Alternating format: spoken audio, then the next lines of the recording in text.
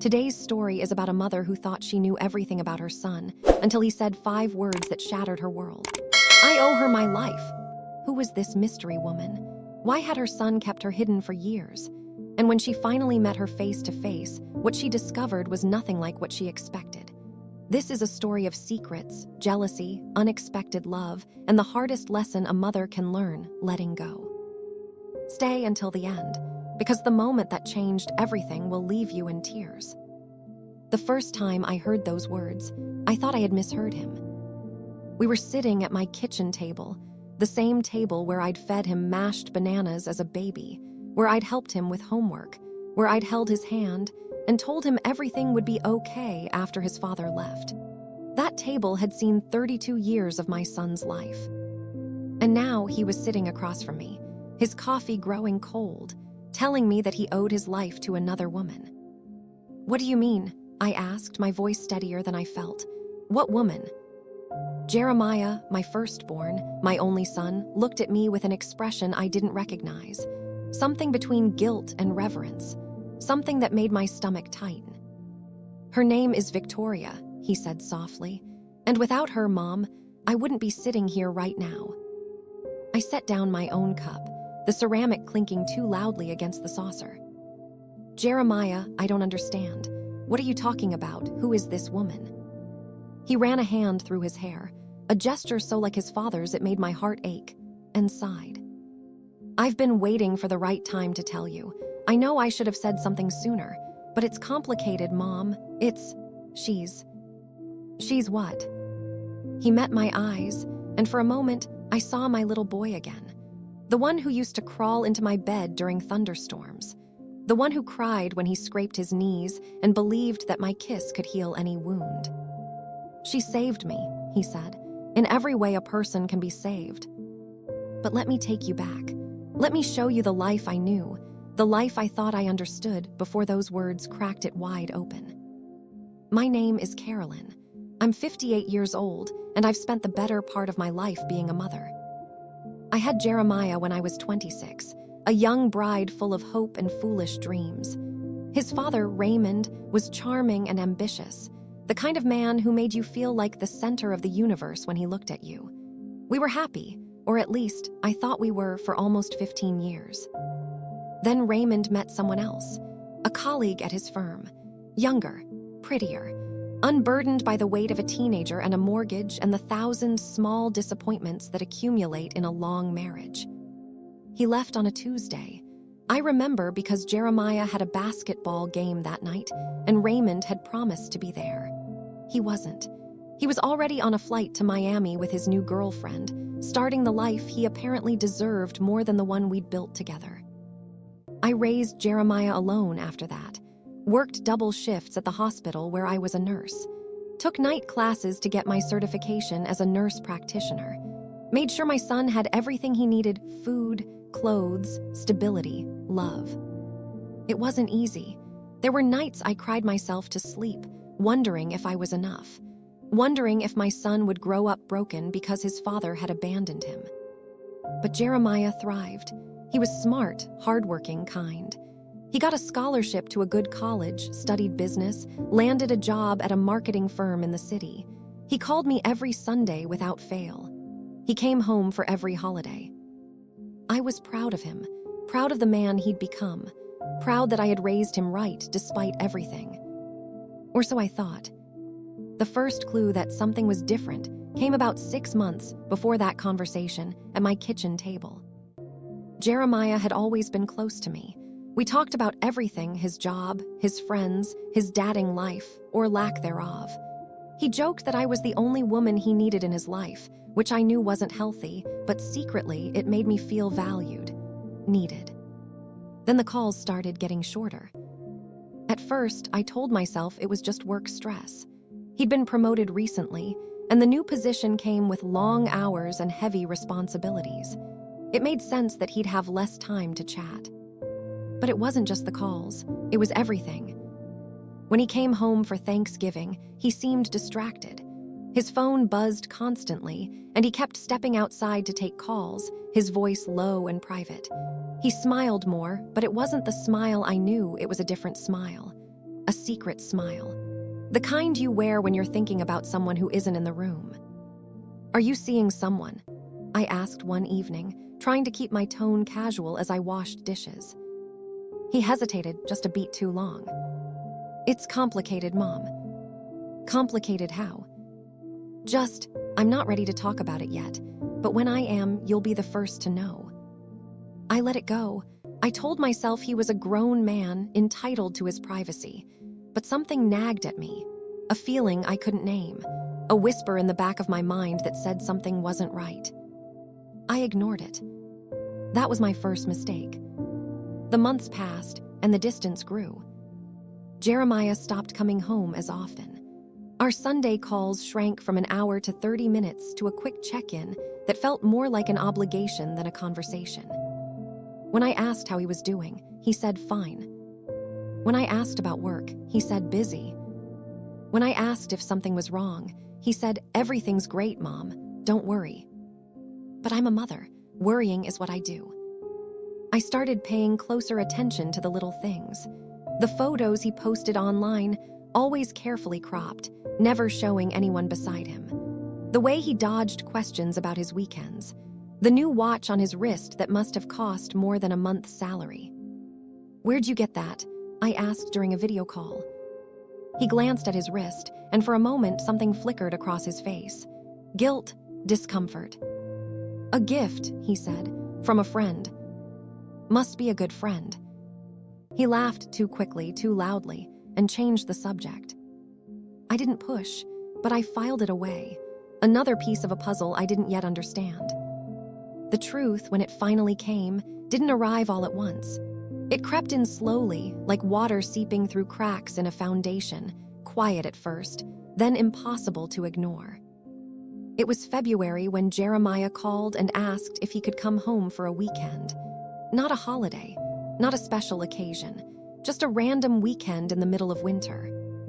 "Of course," I said, surprised but pleased. "Is everything okay?" "Everything's fine. I need to talk to you about something important." My heart skipped. "Are you sick? Is it work? Did something happen?" "Mom, relax. It's nothing bad. At least I don't think it's bad. I just need to tell you something in person." I spent the next 3 days in a state of anxious anticipation. I cleaned the house twice. I made his favorite meals, pot roast, macaroni and cheese, apple pie from scratch. I told myself that whatever he needed to say, I would listen. I would be supportive. I would be the mother he needed me to be. He arrived on Friday evening, just as the sun was setting. I watched from the window as he pulled into the driveway, and my breath caught when I saw he wasn't alone. A woman stepped out of the passenger side. She was tall and elegant, with dark hair swept back from a face that belonged on a magazine cover. She wore a cream-colored coat that probably cost more than my entire wardrobe, and when she walked, she moved with the kind of confidence that comes from a lifetime of being admired. She was beautiful, stunningly, intimidatingly beautiful. And she was old enough to be my peer, not my son's girlfriend. I opened the door before they reached the porch, my smile already in place. "Jeremiah, and you must be," I trailed off, waiting for an introduction. "This is Victoria," Jeremiah said, his hand resting on the small of her back in a gesture that was unmistakably intimate. "Victoria, this is my mom, Carolyn." "It's wonderful to finally meet you," Victoria said, extending a perfectly manicured hand. Her grip was firm, her smile warm but measured. "Jeremiah talks about you constantly." "Does he?" I shook her hand, studying her face for clues. Up close, I could see the fine lines around her eyes, the subtle signs of age that no amount of expensive skincare could fully hide. She was at least 50, maybe older. "Well, he's barely mentioned you at all." The words came out sharper than I intended. Victoria's smile flickered, and Jeremiah shot me a look. "Mom." "I'm sorry," I said quickly, stepping back to let them in. "That came out wrong. Please come in. Dinner's almost ready." The meal was uncomfortable. Not overtly awkward, we made polite conversation about the weather, the drive, Victoria's work in consulting, whatever that meant. But beneath the surface, Tension hummed like a live wire. I watched them together, cataloging every interaction. The way Jeremiah looked at her with something close to worship. The way she touched his arm when she spoke, casual and possessive. The way they seemed to share a private language of glances and half-smiles that excluded me entirely. This wasn't a new relationship. This was something that had been building for a long time. Something my son had deliberately hidden from me.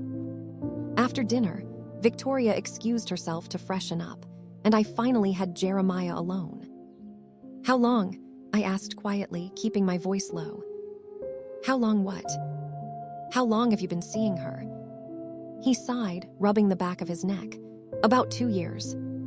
The words hit me like a slap. 2 years? You've been with this woman for 2 years and you never told me.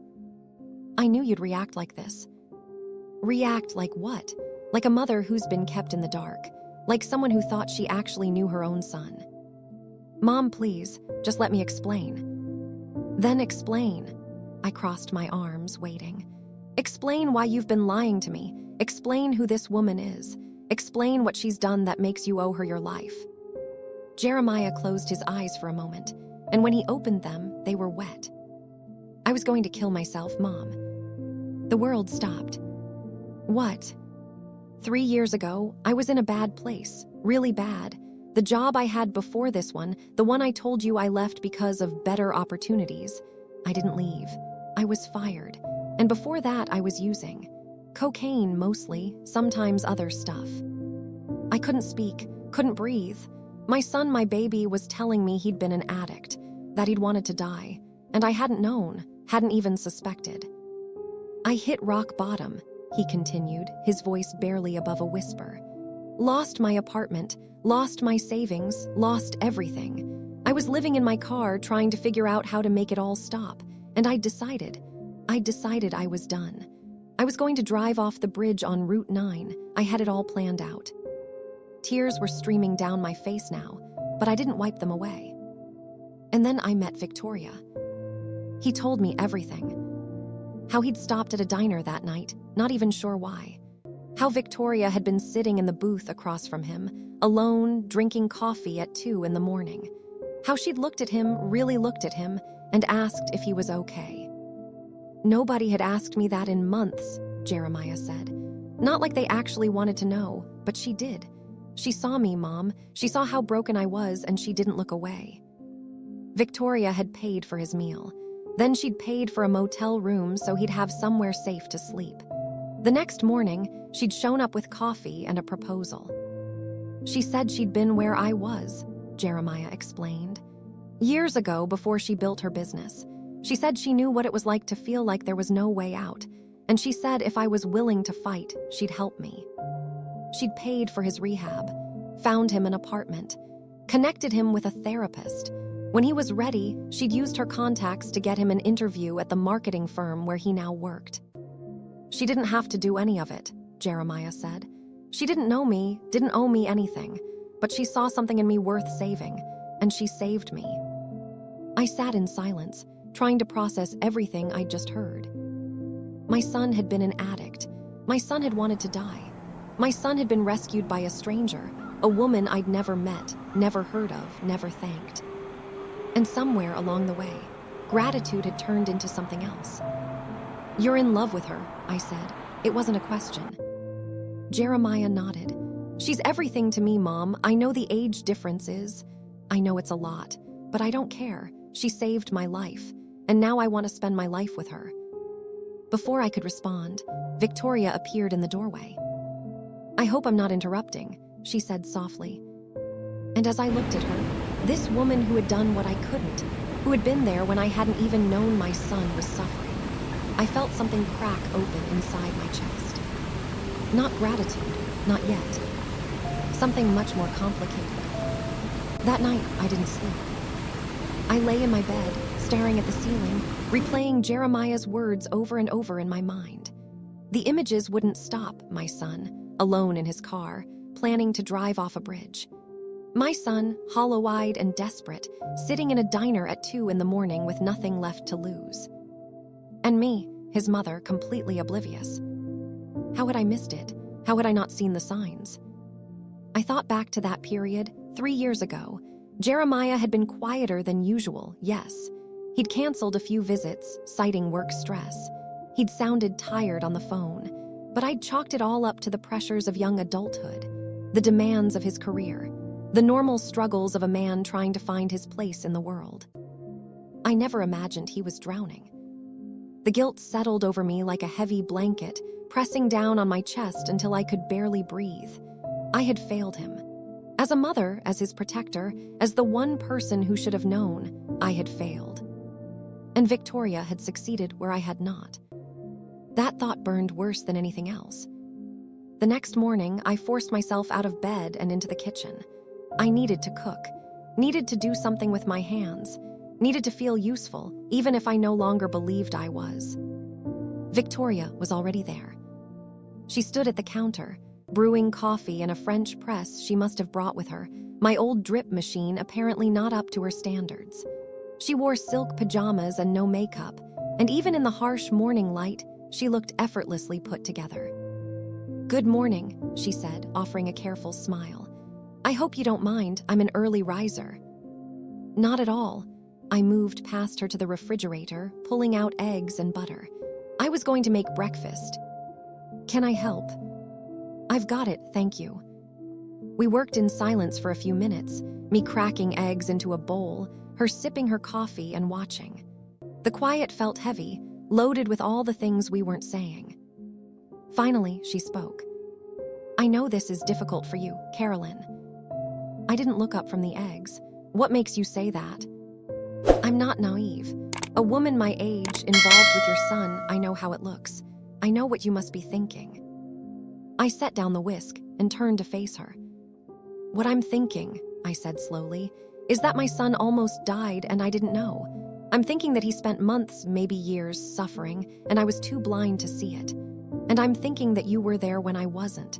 So no, Victoria, I don't know what I'm feeling right now, but I don't think difficult quite covers it." Her expression softened, not with pity, but with something that looked almost like understanding. "You're not to blame," she said quietly. "Jeremiah didn't want you to know. He was ashamed, terrified of disappointing you. He went to great lengths to hide what he was going through." "That doesn't make me feel better." "It's not meant to, it's just the truth." She set down her coffee cup. "I didn't save your son, Carolyn. He saved himself. I just gave him a reason to try." I wanted to argue, wanted to point out that she'd paid for everything, arranged everything, made everything possible. But the words stuck in my throat.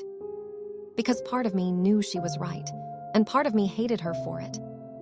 Jeremiah came downstairs a few minutes later, his hair still damp from the shower. He looked between us, clearly sensing the tension, and his face fell. "Mom, are you okay?" "I'm fine." "You don't look fine." I turned back to the stove, focusing on the scrambled eggs that were now slightly overcooked. I said, "I'm fine, Jeremiah. Let's just have breakfast." We ate in near silence. Jeremiah made a few attempts at conversation, commenting on the weather, asking about my neighbors, mentioning a movie he thought I'd like. I responded with monosyllables, unable to muster anything more. Victoria, to her credit, didn't try to fill the awkward gaps. She ate her eggs, drank her coffee, and observed us with those keen, intelligent eyes.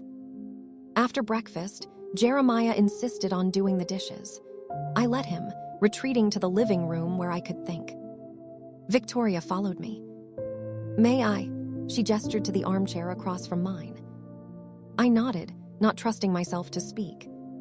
She sat, crossing her legs with the easy grace of someone who had spent a lifetime in boardrooms and country clubs. But when she spoke, her voice was softer than I expected. "I want you to know something," she said. "I didn't set out to fall in love with your son. When I met him that night, all I saw was a young man in pain.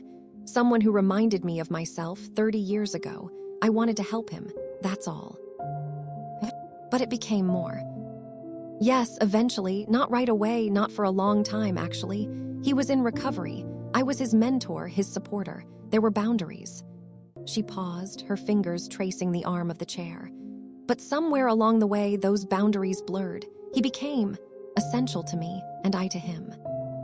I studied her face, looking for deception, for manipulation, for some sign that this was all a calculated game. But all I saw was sincerity. And that somehow made it worse. "He's 32, I said. You're 54. 22 years. She was closer to my age than to his. Don't you think that's significant?" "Of course I do." Victoria's voice remained steady, but I caught a flicker of something in her eyes, defensiveness, perhaps, or hurt. "I've asked myself 1,000 times whether this is fair to him, whether I'm taking something he should be giving to someone younger, someone who can give him children, grow old with him, share a full life." "And what did you decide?" She met my gaze directly. "I decided that love isn't fair. It doesn't follow rules or timelines or anyone's expectations. Jeremiah is a grown man. He knows what he wants, and what he wants is me." She leaned forward slightly. "I know you don't approve, Carolyn. I know you probably never will, but I hope, in time, you can at least accept it, because I'm not going anywhere." The words hung in the air between us, not a threat, but a declaration. And I realized with a sinking feeling that she was right. This wasn't going away. Whatever I thought, whatever I felt, my son had made his choice. The question was whether I could live with it. That afternoon, Jeremiah asked me to take a walk with him. We bundled up against the cold and headed down the familiar streets of the neighborhood where he'd grown up, past the elementary school where he'd learned to read, past the park where he'd scored his first basketball goal, past the corner store where he'd bought candy with his allowance every Saturday. "I'm sorry I didn't tell you sooner," he said finally. "About everything, the drugs, the breakdown, Victoria." "Why didn't you?" He shoved his hands deeper into his pockets. "I was ashamed. I didn't want you to see me like that. You worked so hard, Mom.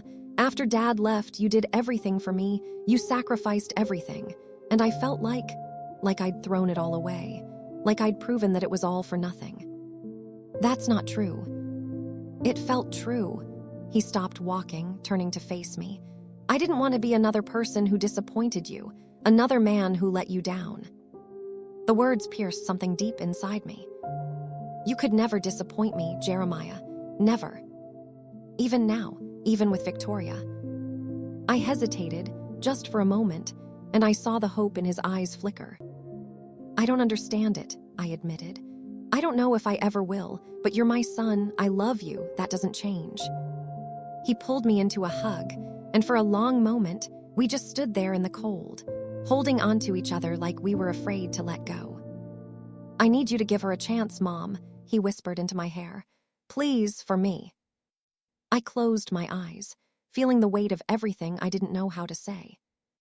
"I'll try." They left on Sunday afternoon.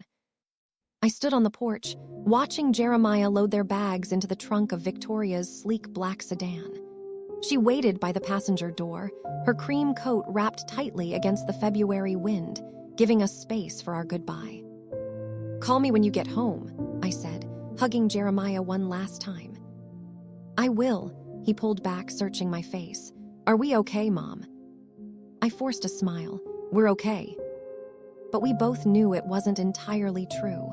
Something had shifted between us, a crack in the foundation of our relationship that would take time to repair. Maybe a long time.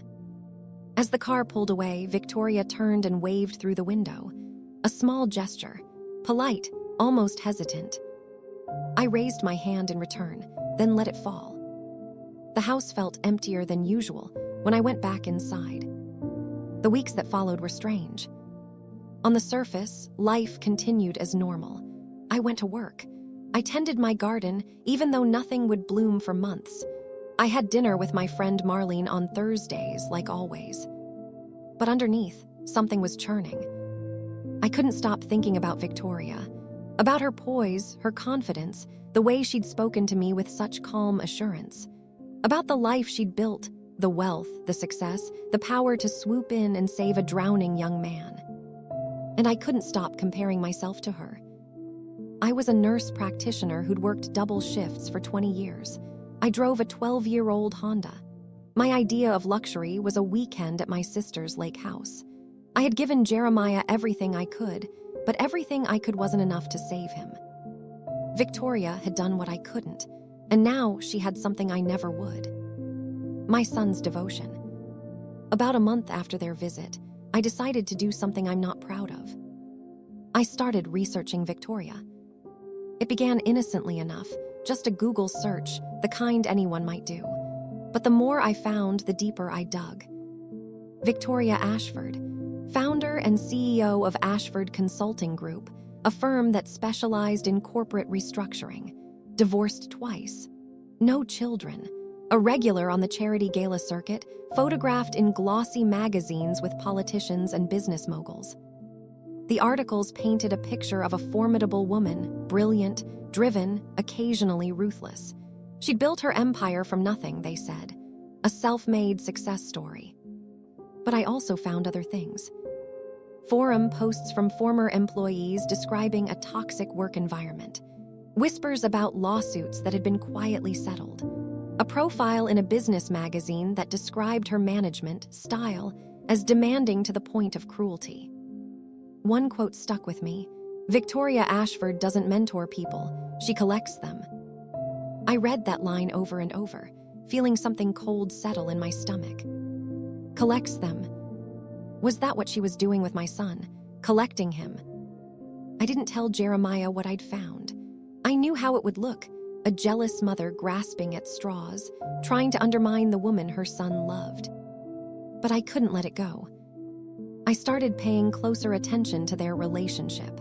The way Jeremiah talked about her on our Sunday calls, always with reverence, always with gratitude, never with the easy humor of an equal partnership. The expensive gifts she gave him, the trips they took, the life she was building around him, brick by brick. It felt less like a relationship and more like an arrangement. And then I noticed something else. Jeremiah had stopped talking about his own ambitions. Before Victoria, he'd been full of plans. He wanted to start his own marketing agency someday. He wanted to travel to Japan. He wanted to learn to cook Italian food and maybe write a novel. Now, when I asked about the future, his answers were always about her. Victoria's thinking about opening an office in London. If she does, I might go with her. Victoria introduced me to this incredible investor. She thinks we could do a project together. Victoria says I have real potential in consulting. Maybe I should transition into her field. Everything was Victoria. Victoria, Victoria. Where had my son gone? I finally broke down and called my sister, Ruth. Ruth was 5 years older than me and had never been one to sugarcoat anything. When Raymond left, she was the one who told me to stop crying and start planning. When I worried about Jeremiah as a teenager, she told me to stop hovering and let him make his own mistakes. I needed her honesty now. "Let me get this straight," she said after I'd poured out the whole story. "Your son was suicidal. This woman saved his life. And now they're in a relationship and you're upset because she's too successful, too old, too helpful. It's not that simple." "It never is," I heard her sigh through the phone. "Look, Carolyn, I understand your concerns. The age gap is significant. The power dynamic is uneven. But Jeremiah is a grown man. He's been through hell and he found someone who helped him climb out.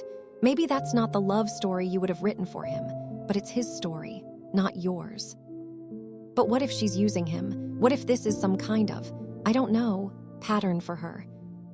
Do you have evidence of that? Real evidence?" I hesitated, not exactly just a feeling. A feeling isn't evidence, and even if it were, what would you do? Demand he break up with her? Forbid him from seeing her? Ruth's voice softened. "You're his mother, not his keeper. You raised him to be strong and smart. Trust that." I wanted to argue, wanted to list all the reasons my concerns were valid. But Ruth's words burrowed into me, finding the places where my own doubts lived. What if I was wrong? What if this was exactly what it appeared to be? An unconventional love story between two people who had found each other at the right moment. What if my resistance wasn't about protecting Jeremiah at all? What if it was about me? I sat with that question for a long time. The house was quiet. The clock ticked on the wall. Outside, a dog barked in the distance, and a car drove past, its headlights sweeping briefly across the window. I thought about the years I'd spent alone, the sacrifices I'd made, the pride I'd taken in being everything Jeremiah needed. And I thought about what it meant that he'd needed something I couldn't give him. Not love. I'd given him love in abundance. But there are different kinds of love, different kinds of saving. Maybe what Jeremiah needed in that moment, at that diner, at 2 a.m. when he was ready to end his life, was something I wasn't equipped to provide. Not because I was lacking, but because sometimes the people closest to us are the last ones we can be honest with. I taught him to be strong, to push through, to never show weakness, and maybe in doing so, I'd also taught him that he couldn't fall apart in front of me. That realization hurt more than anything else. The next Sunday, when Jeremiah called, I asked about Victoria. Not with suspicion, not with judgment, just genuine curiosity. "Tell me more about her," I said. "Not the business stuff, the real stuff. What's she like when it's just the two of you?" There was a pause on the other end of the line. "You really want to know?" "I really want to know." And so he told me. He told me about her laugh, loud and unguarded, nothing like her polished public persona. About her fear of flying, which she managed by gripping his hand during takeoff. About the way she read poetry before bed, her voice soft and rhythmic in the darkness. He told me about her childhood, a drunk father, a mother who worked 3 jobs, a girl who'd clawed her way out of poverty with nothing but determination and grit. He told me about her first marriage, which ended when her husband couldn't handle her success, and her second, which crumbled under the weight of her own ambition. "She's not perfect, Mom," Jeremiah said quietly. "She knows that. She's made mistakes, hurt people, but she's trying to be better, and she makes me want to be better too." I listened, really listened, for the first time since I'd learned about their relationship. And slowly, something inside me began to shift. Spring arrived slowly that year, the way it does in the Northeast, reluctant, teasing, offering glimpses of warmth before retreating back into gray. I spent those early months of the year doing something I hadn't done in a long time, reflecting. Not just on Jeremiah and Victoria, but on myself, on the kind of mother I'd been, the kind of woman I'd become, the assumptions I'd carried without questioning them.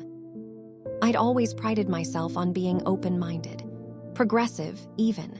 I'd supported friends through divorces, through coming out, through career changes that their families disapproved of.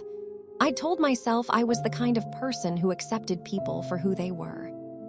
But when it came to my own son, I realized I hadn't been open-minded at all. I'd had a picture in my head of what his life should look like, a woman his own age, a traditional courtship, marriage, children, a house in the suburbs, Sunday dinners at my table, grandchildren running through my garden. Victoria didn't fit that picture, and so I'd resisted her, not because of who she was, but because of who she wasn't. That realization sat heavy on my chest for weeks. In April, Jeremiah invited me to New York. "Victoria's hosting a charity gala," he said during one of our Sunday calls. "It's for a foundation that supports mental health programs.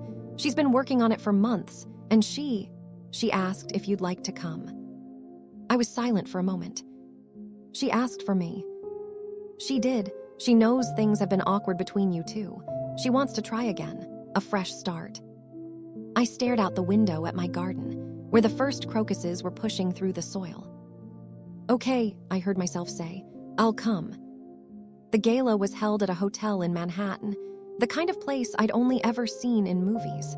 Crystal chandeliers, marble floors, waiters gliding between guests with trays of champagne. I felt out of place immediately. My dress was nice, the nicest I owned, but it was nothing compared to the gowns swirling around me, designer labels I couldn't pronounce, jewelry that cost more than my car, laughter that rang with the confidence of people who had never worried about money. Jeremiah met me at the entrance, looking handsome in a tailored suit that Victoria had undoubtedly bought him. "You came," he said, hugging me tightly. "I'm so glad." I said I would. He pulled back, studying my face. "You okay?" "Just a little overwhelmed." I glanced around at the glittering crowd. This is a lot. I know, but you'll be fine, just be yourself. Easy for him to say. He'd grown accustomed to this world. I was just a visitor. Victoria found us a few minutes later. She was radiant. There was no other word for it. She wore a deep burgundy gown that hugged her figure, her dark hair swept up in an elegant twist. Diamonds glittered at her ears and throat. But what struck me most was her smile. It was warm, genuine, almost nervous. "Carolyn," she said, taking both my hands in hers. "Thank you for coming. I know this isn't exactly your scene." That's an understatement.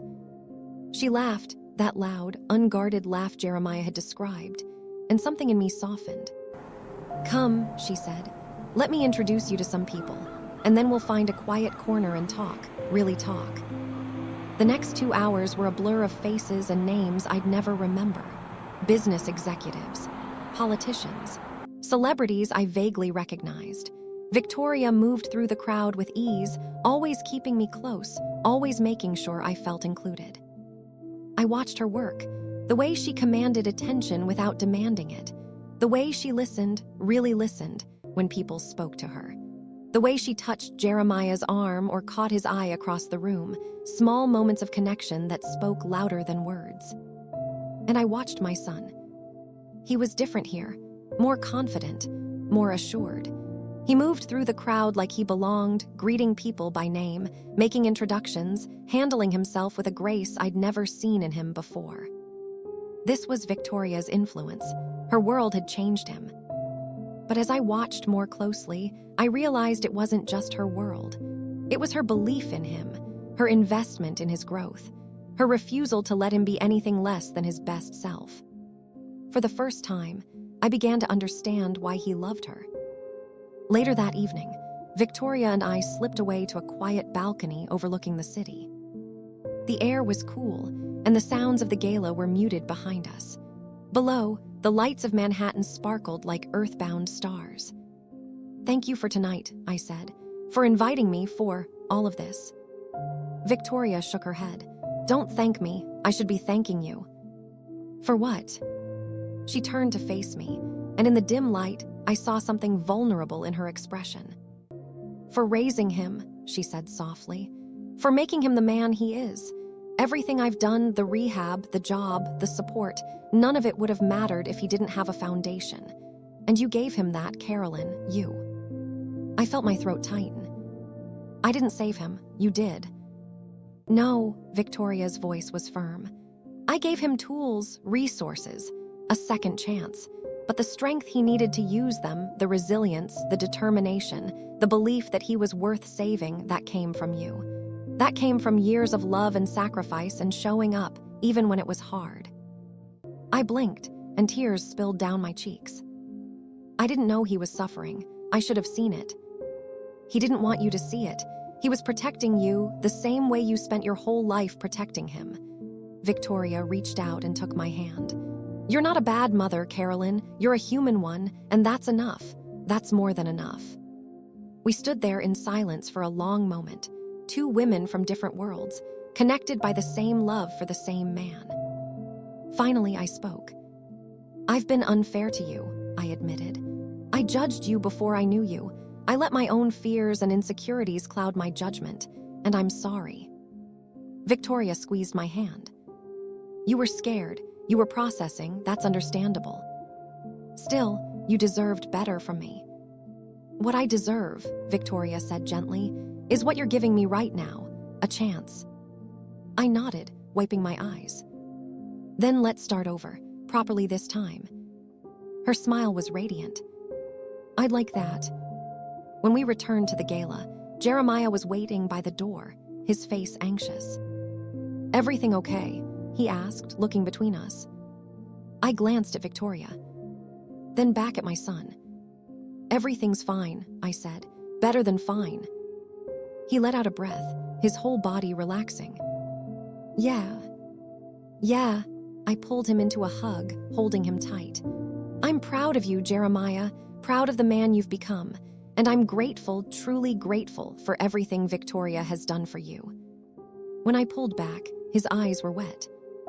You mean that? I mean it. He turned to Victoria, who was watching us with a soft smile. I told you she'd come around. Victoria laughed.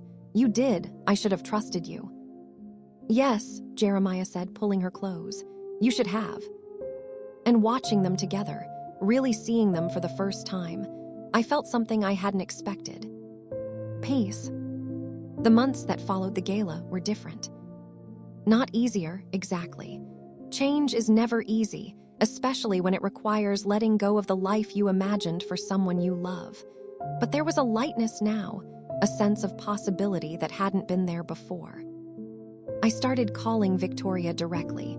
Not often, and not for long conversations, but enough to build something between us. She told me about her work, her travels, her struggles with insomnia. I told her about my patients, my garden, my Thursday dinners with Marlene. We were cautious with each other at first, like two people learning a new language.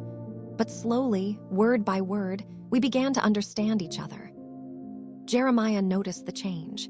He mentioned it during one of our Sunday calls, his voice warm with gratitude. You two are actually becoming friends, aren't you? I don't know if I'd go that far, I said, but we're finding common ground. That's all I wanted, Mom. That's all I ever wanted.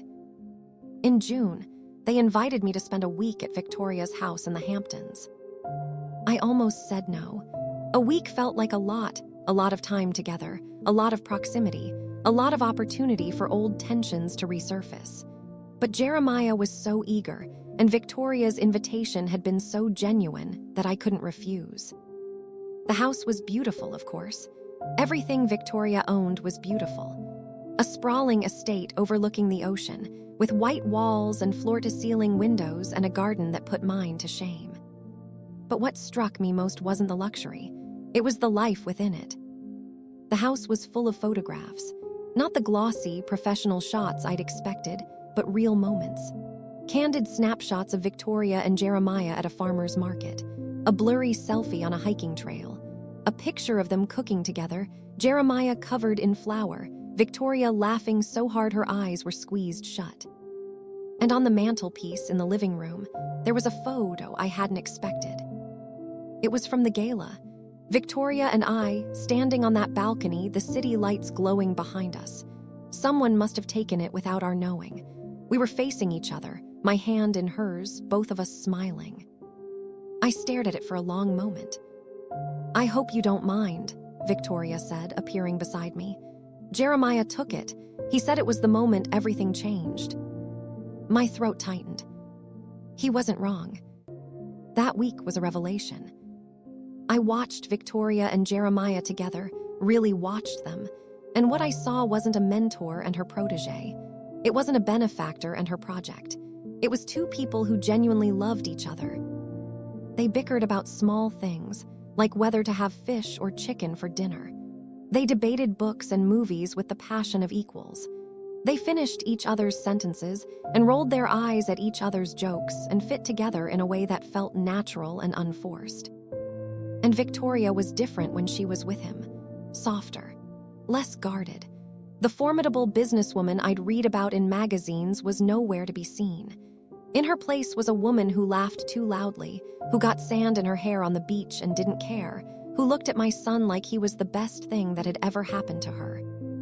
Maybe he was. One evening, after Jeremiah had gone to bed, Victoria and I sat on the porch, watching the moon rise over the ocean. The wine was good, expensive, undoubtedly, but I barely tasted it. My mind was elsewhere. Can I ask you something? I said finally. Of course. Why him? Out of everyone you could have chosen, everyone who would have been easier, more conventional, more appropriate, why Jeremiah? Victoria was quiet for a moment, staring out at the waves. When I found him in that diner, she said slowly, I wasn't looking for love. I wasn't looking for anything except a late-night cup of coffee. But then I saw his face, and I recognized something in it. The same despair I'd felt at his age. The same conviction that life wasn't worth living. She paused, her fingers tightening around her wine glass. I'd walked away from people like that before, told myself it wasn't my problem. But that night, something made me stop. Something made me sit down across from this stranger and ask if he was okay. And he said no. He didn't say anything at first, just looked at me with those eyes. Your son has the most expressive eyes, Carolyn, and I knew. I knew he was on the edge. I knew that if I walked away, he might not make it through the night. My heart clenched. So I stayed, I listened, I did what I wished someone had done for me all those years ago. Victoria turned to look at me, her expression open and raw. I didn't fall in love with him that night. That came later, but I knew even then that our paths had crossed for a reason. Do you believe in that, fate? I believe in choices, she said. I believe that every moment we get to decide who we want to be. That night, I chose to be someone who helped, and that choice led me here. She gestured around at the house, the ocean, the life she'd built. Led me to him, to you. I set down my wine glass and reached for her hand. I'm glad you stopped, I whispered. I'm glad you didn't walk away. Victoria's eyes glistened. So am I. The week passed too quickly. We cooked together, walked on the beach, played cards on the porch while thunderstorms rolled in off the ocean. Victoria taught me about wine, and I taught her about gardening. Jeremiah watched us with a bemused smile, clearly delighted by the growing bond between the two women he loved most. On my last evening, the three of us sat down for dinner together, a meal we'd all prepared, with varying degrees of success. The fish was slightly overcooked, the salad was slightly underdressed, and the wine was slightly too warm. But none of it mattered. What mattered was the laughter, the conversation, the sense of family that had grown between us, unexpected and precious. After dinner, Jeremiah cleared his throat. I have something to tell you both, he said. Victoria and I exchanged a glance. What is it? Victoria asked, reaching for his hand. Jeremiah took a deep breath. I've been offered a position at a nonprofit organization. It's focused on mental health outreach, connecting people in crisis with resources and support. They want me to lead their marketing division. That's wonderful, I said, but you already have a job. I know, and I love my job, but this feels different, Mom. It feels like what I'm supposed to be doing. Like everything I've been through, all the pain, all the recovery, all the lessons led me to this. Victoria was smiling, her eyes bright with pride. He's been thinking about this for months, she said. I told him to follow his heart. It's a pay cut, Jeremiah admitted. A significant one, but Victoria is fully supportive, she interjected. This isn't about money, it's about purpose. I looked at my son, this man who had nearly ended his life, who had fought his way back from the brink, who was now ready to use his pain to help others. And I felt something I hadn't felt in a long time. Hope. Jeremiah started his new job in September. I drove up to visit him during his second week, not to New York this time, but to a modest office building in New Jersey where the nonprofit was headquartered. It was a far cry from the sleek marketing firm where he'd spent the past few years. The furniture was secondhand. The coffee was cheap. The walls were covered with motivational posters and hand-drawn thank you cards from people the organization had helped. Jeremiah fit right in. He walked me through the office, introducing me to his colleagues, social workers, counselors, volunteers, all of them passionate about the mission. He showed me the campaigns he was developing, the outreach strategies he was building, the vision he had for reaching people who felt like they had no one to turn to. This is what you were meant to do, I said, watching him explain a new initiative to a young intern. He smiled, that real, unguarded smile I'd been seeing more and more. Yeah, I think it is. Victoria came to visit me in October. It was the first time she'd been to my home since that awkward weekend nearly a year earlier. I'd spent days cleaning, organizing, fretting over what to cook, what to wear, how to make my modest house feel welcoming to a woman who lived in mansions. But when she arrived, she didn't seem to notice any of it. Your garden is beautiful, she said, standing in the backyard, looking at the last of the autumn blooms. Jeremiah told me you have a gift with plants. I wouldn't call it a gift, more like stubbornness. I refused to let things die. Victoria laughed. That sounds like a gift to me. We spent the afternoon together, just the two of us. I showed her my neighborhood, introduced her to Marlene, who was uncharacteristically starstruck, took her to the little diner on Main Street where I'd been having breakfast for 30 years. Victoria ordered the same thing I did, eggs over easy, whole wheat toast, black coffee, and didn't seem to mind that it wasn't artisanal or organic or any of the other things I assumed she'd prefer. "This is nice," she said, looking around the worn vinyl booths and faded photographs on the walls. "Real. It's nothing fancy." "Fancy is overrated." She stirred her coffee, a thoughtful expression on her face. "I grew up in a place like this, before the business, before the money, before any of it. Sometimes I forget what that felt like." I studied her, this woman I'd once resented, once feared, once dismissed as too different to understand. "You don't talk about your childhood much." "There's not much to tell. Poverty, struggle, a mother who worked herself to the bone and a father who drank away whatever money she made." Victoria shrugged, but I could see the old pain beneath the casual gesture. "I spent most of my youth dreaming of escape, and when I finally got out, I never looked back." "Do you regret that, not looking back?" She was quiet for a long moment. "Sometimes. My mother died while I was building my first company. I was too busy to visit her in the hospital, too focused on closing a deal that seemed so important at the time." Her voice was steady, but her eyes were wet. "I've spent the past 20 years trying to make up for that, trying to be someone she would have been proud of." I reached across the table and took her hand. "I think she would be proud," I said softly. "Not because of the money or the success, because of who you've become, because of the lives you've touched, because of the way you love my son." A tear slipped down Victoria's cheek. "Thank you, Carolyn. That means more than you know." They got married in December. It was a small ceremony, just family and close friends, held at a little chapel upstate, surrounded by snow-covered trees. Victoria wore ivory, simple and elegant. Jeremiah wore a suit he'd picked out himself, no designer labels in sight. I sat in the front row, next to Ruth, watching my son marry a woman I'd once been determined to hate. And as they exchanged vows, promising to love each other, support each other, choose each other through whatever life might bring, I felt something I hadn't expected. Gratitude. Not just for Victoria, though I was grateful for her. Grateful for the night she'd stopped in that diner. Grateful for the choice she'd made to help a stranger. Grateful for the love she'd given my son. But also grateful for the journey. For the painful, uncomfortable, transformative process of letting go of my expectations and embracing reality. For the lessons I'd learned about love and judgment, and the danger of holding too tightly to the life we think we deserve. After the ceremony, Jeremiah found me standing by the window, watching the snow fall. "Hey, Mom." I turned, and he pulled me into a hug. "I'm so happy for you," I whispered into his shoulder. "So incredibly happy." "I know," he pulled back, his eyes shining.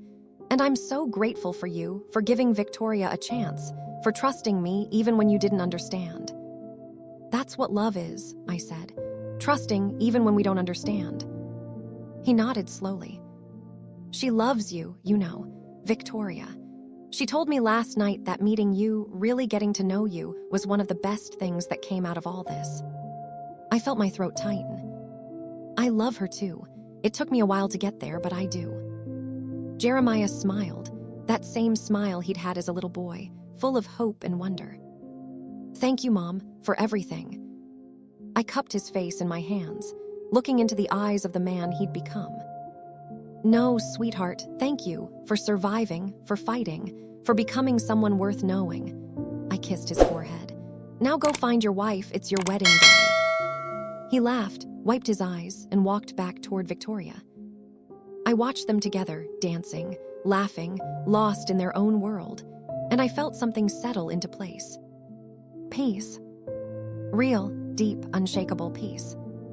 Life isn't what I expected it to be.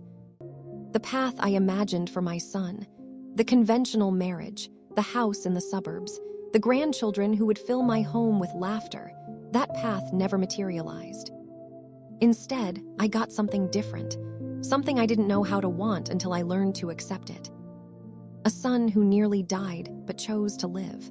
A daughter-in-law who defied every expectation. A family that looks nothing like the picture I once held in my head. And somehow, against all odds, it's enough. It's more than enough.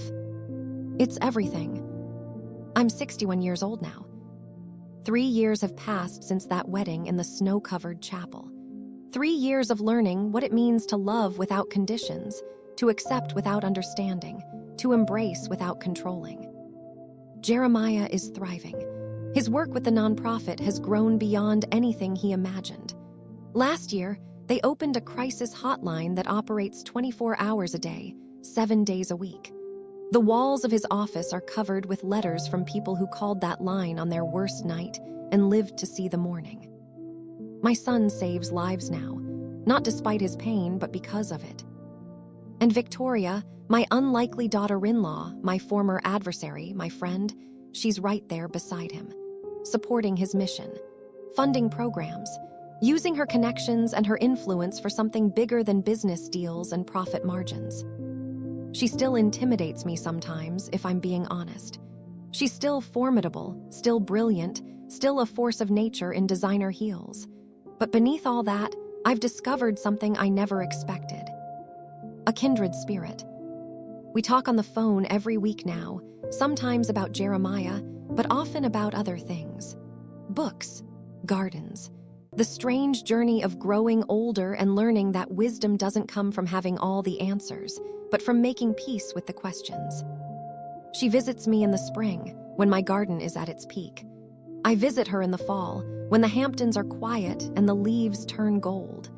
Somewhere along the way, we stopped being strangers forced together by circumstance and became something closer to family. Real family, the kind you choose. I think about that moment often, the moment Jeremiah first told me about her. The shock I felt, the jealousy, the fear that I was being replaced by a woman who had succeeded where I had failed. I understand now that none of that was about Victoria. It was about me. About my own insecurities, my own guilt, my own desperate need to believe that I had been a good enough mother, that my love had been enough to protect my child from the darkness. But here's what I've learned. Love isn't always enough. Sometimes our children suffer in ways we can't prevent, can't fix, can't even see. Sometimes they need saving by strangers.